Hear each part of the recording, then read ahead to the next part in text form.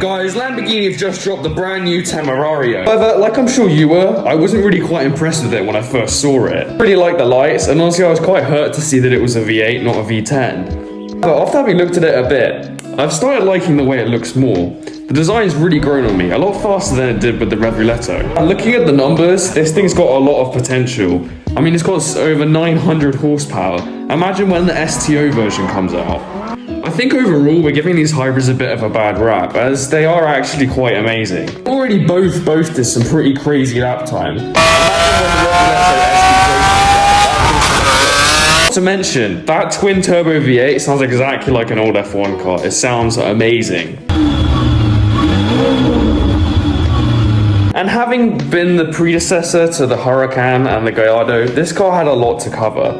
And I really like how the design almost reminds me a lot of the Gallardo. It's a bit more angular than the Huracan was. Big fan of all those hexagons and stuff, because I like hexagons. Downside of this, I guess, is that we won't end up having the twin turbo ones like we did with the Huracans, but hopefully all this means that the Huracans and the Aventadors are going to get cheaper, which is good for people like me. The only things that I really don't like about these new Lamborghinis are not the bottom lights, but the top lights. They're a bit too, like, they've got like something kind of like an eyebrow that comes over the top, and an eyelid. I don't know what else to call it, but I'm really not a fan of that. But I do really like the bottom lights they have, like the hexagon and the Y shape on the Revuletto. In conclusion, do I think this is a worthy replacement?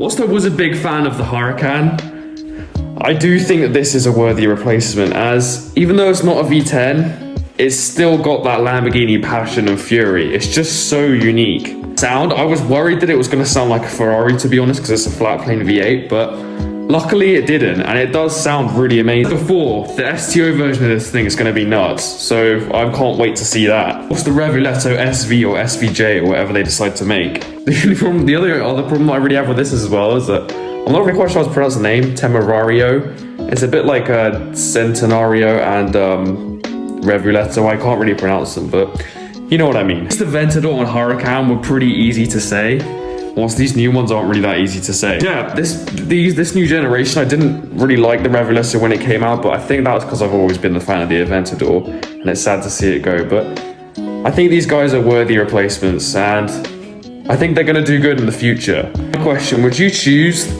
this new Temerario, the Ferrari SF90 or the McLaren Artura? Personally, I would choose the Temerario, as I think it's the best looking out of the three.